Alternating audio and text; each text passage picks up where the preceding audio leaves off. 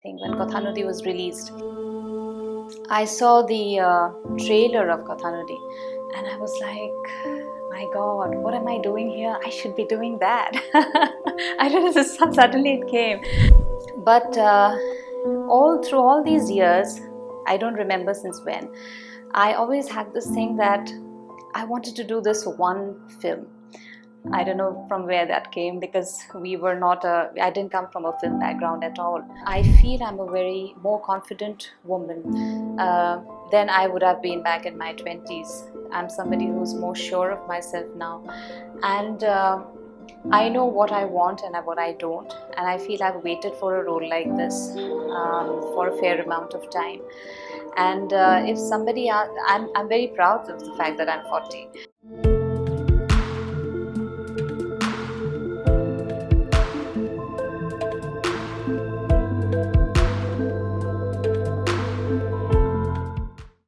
Hello everyone, this is Rishita Rajbangshi and you're watching Spotlight Northeast. Today we have with us an artist who I remember very specifically reading about as the Doctor Who dances. And that was a long time ago, but little did we know that she would be gracing the silver screen years later through her commendable acting skills in the movie Aamis. Lima Das, we welcome you. Hello, Rishita. Thank you for having me over here. You're welcome. And Lima, you have always been involved with the art of dancing. You have been an avid dancer since your childhood. And since you have been involved with the world of music and dance, you opted for acting only recently. So were you on a lookout for projects like Aamis, or did it chance upon you, the career of acting? Uh, as far back as I can remember, dance was always my passion. I remember whenever something came up on television as a child, I would try to, dance along with the music. So that was something which was basically in me. So I used to pester my mother that I want to learn dance. And then finally, there was this dance school that came up. I still remember the banner, ODC dance classes. So that was just across the street. So my mom said, okay, let's just let her go and, let her do it as long as she wants to. And then I realized I would always look forward to Wednesdays and Saturdays because that's when I used to have the dance classes, and I would like, when is Wednesday coming? So it was a natural inclination I had towards dance. My teacher is Guru Sangeeta Hazarika, and she was very kind and very encouraging teacher now that I remember, and she was very good for children because children, they need to be encouraged more than told that this is not right, this is not correct, you're not doing it right. So that really encouraged me to pursue dance.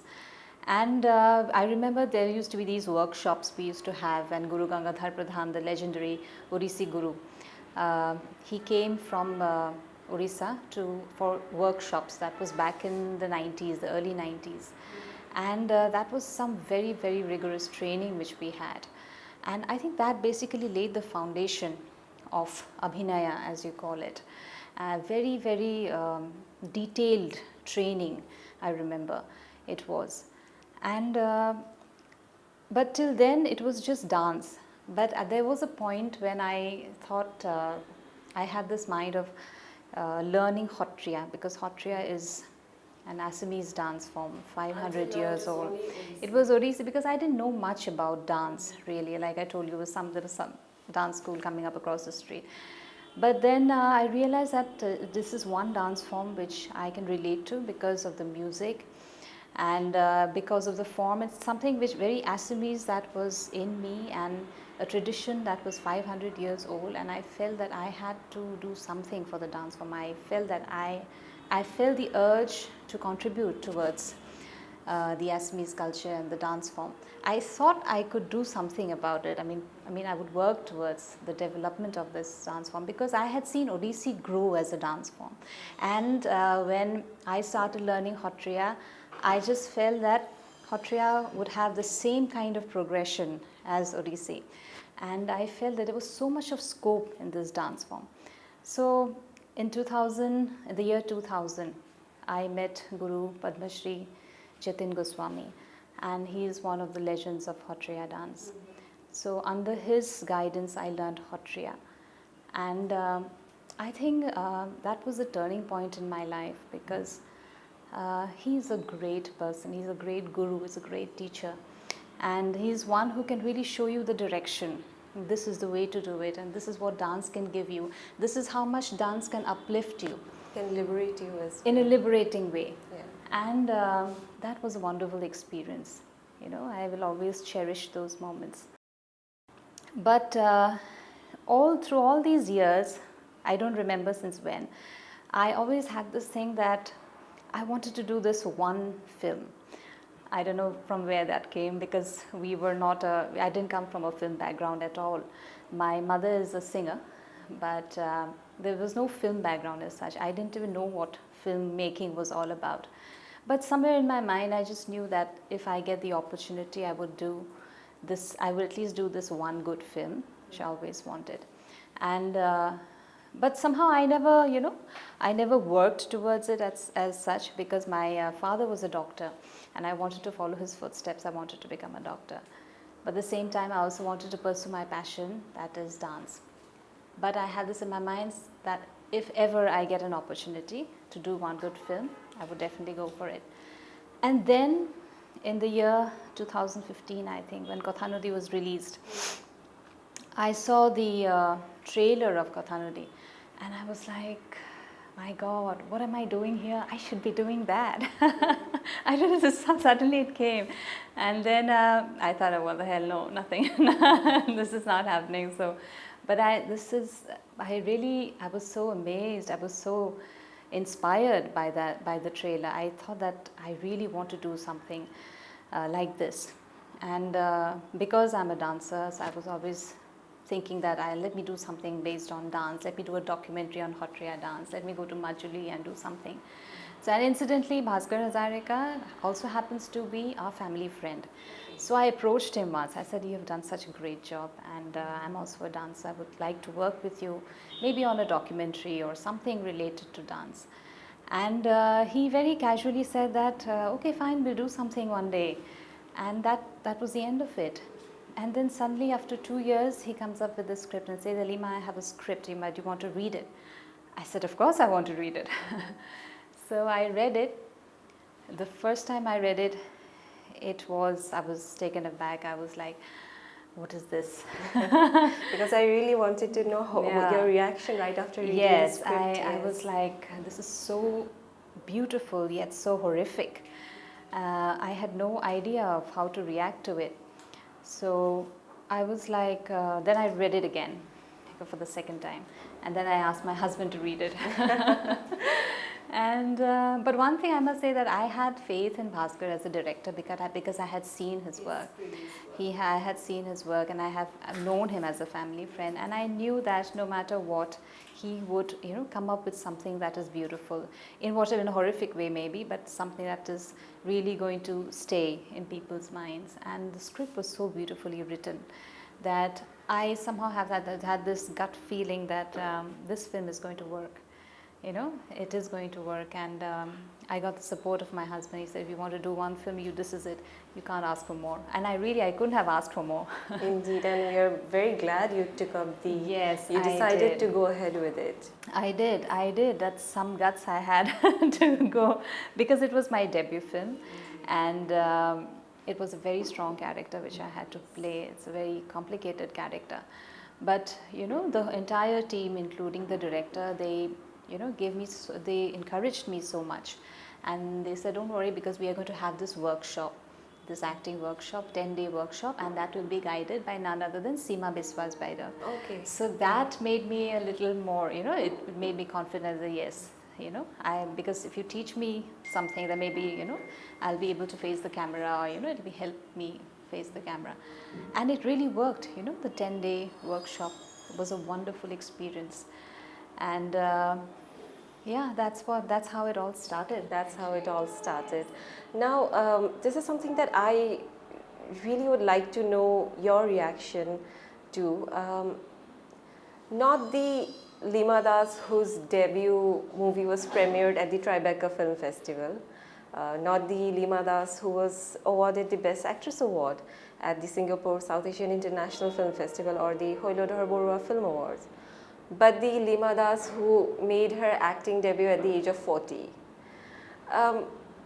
Lima, do you think these kind of ways to address an artist are reserved only for women? I think there has been a change. There has been a change, but it doesn't bother me really, because I felt that this is my time, and it's not necessary that your time should come when you're in your 20s.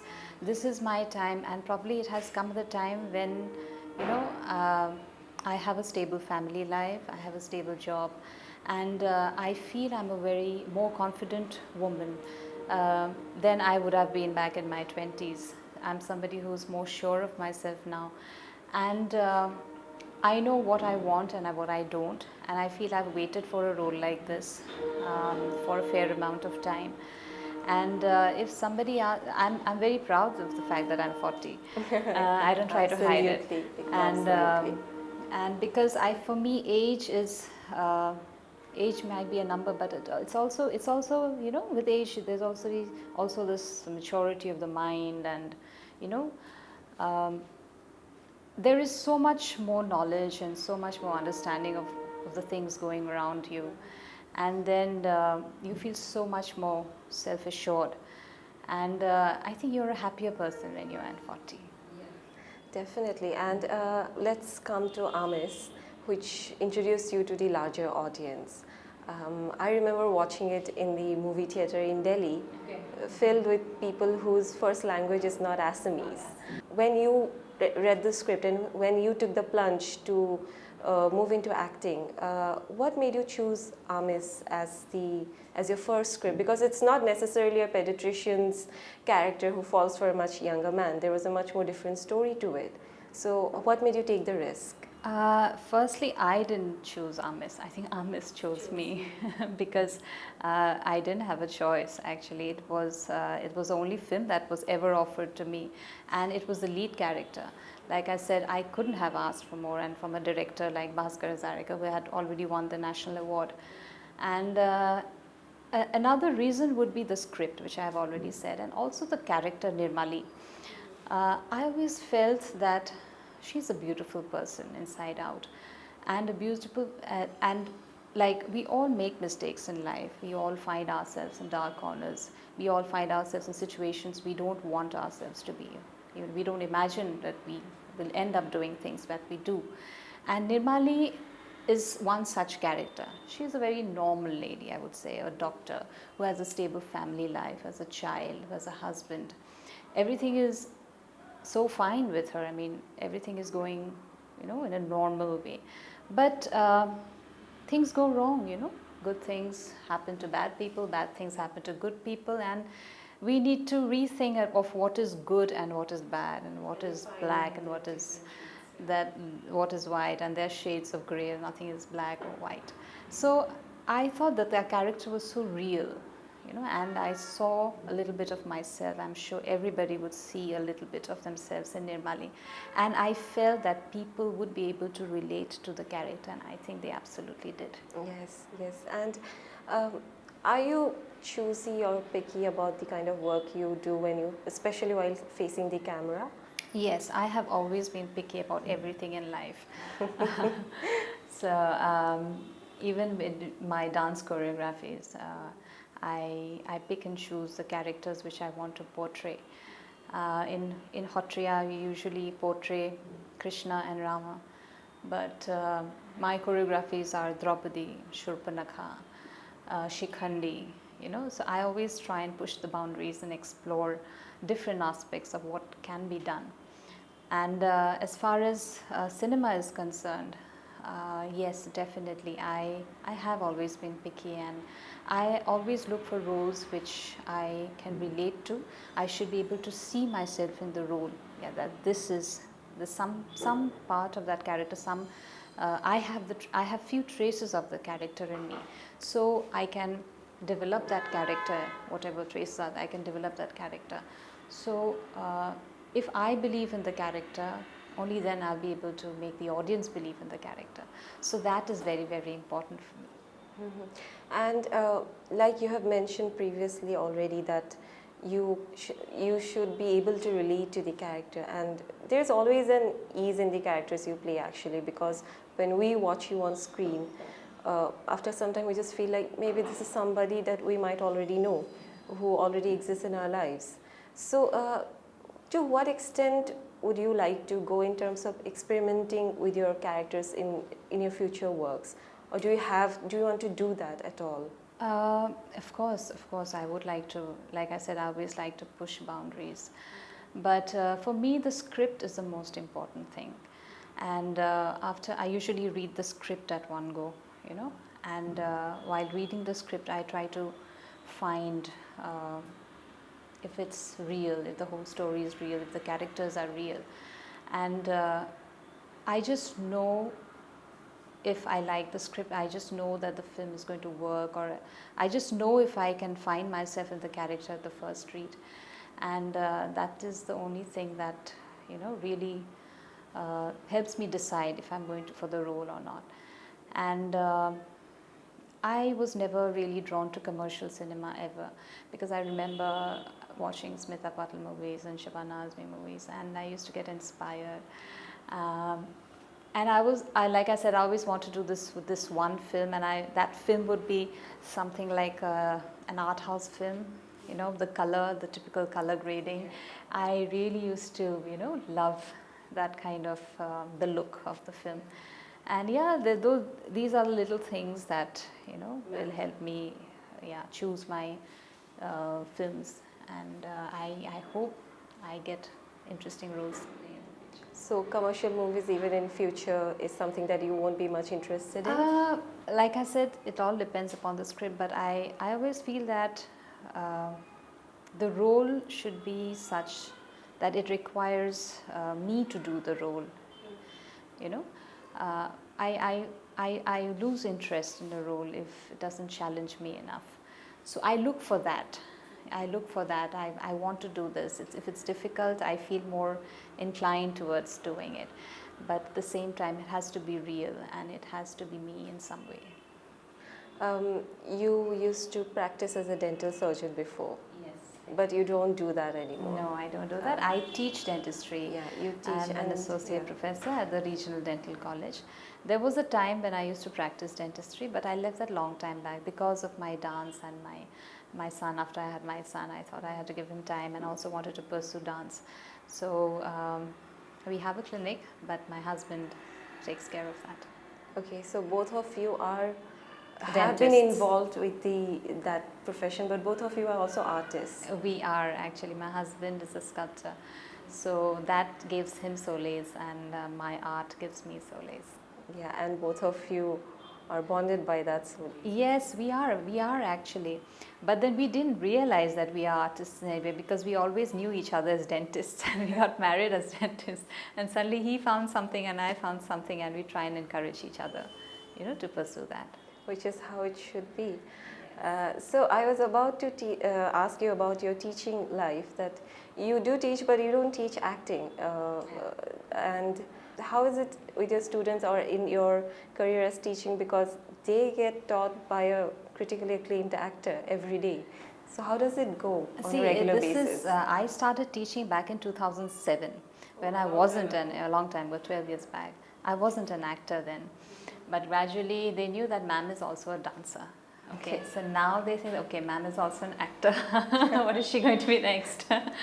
But yeah, it feels good, because, you know, they come up to me and they appreciate my work. But you have to know that this is very, very recent. Aamis was released last year, a year ago. And for me, the job has been there for the last 12 years. So it's only these recent batches that know me as an artist as well.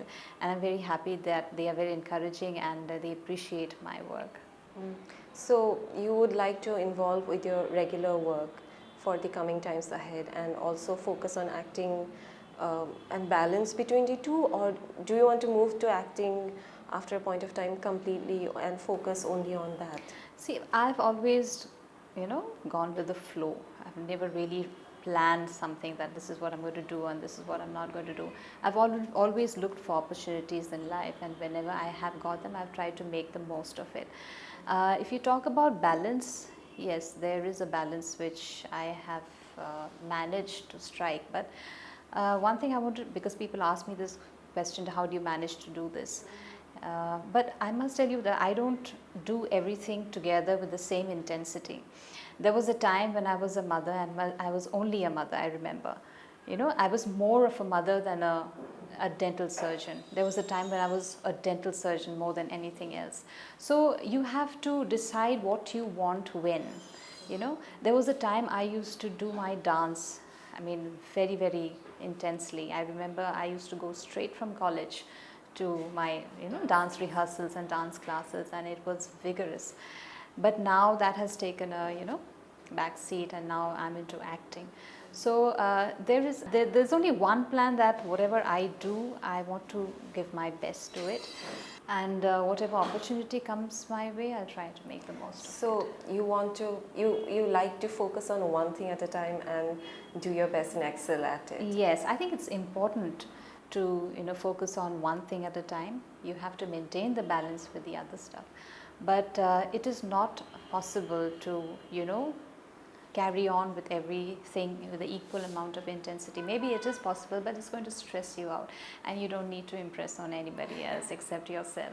So what is important for you is to enjoy what you're doing, and you can only enjoy it when you know, enjoy it one at a time. So that's the way I do it. Given that you have always been involved with all forms of art, from music to dance, and now acting as well, do you want to do anything, or do you want to be involved with anything that has to do behind the camera in future? I have been thinking about it, but that hasn't really come to me. It's something, it has to come to you, this is what I want to do. And that feeling has to be so intense that you cannot not do it. You know, when I got Aamis, I just felt that there's no reason for me not to do it. When I was doing my dance, I just felt that this is what I want to do. I saw nothing else at that point of time. I have to do this, you know, and it was so intense. So unless I believe, unless I have that feeling, I don't need to force myself to be behind the camera. Or so if it happens to you someday, then maybe I would love it. I would love it, because it's something that is very, very challenging, but I don't see it in the near future.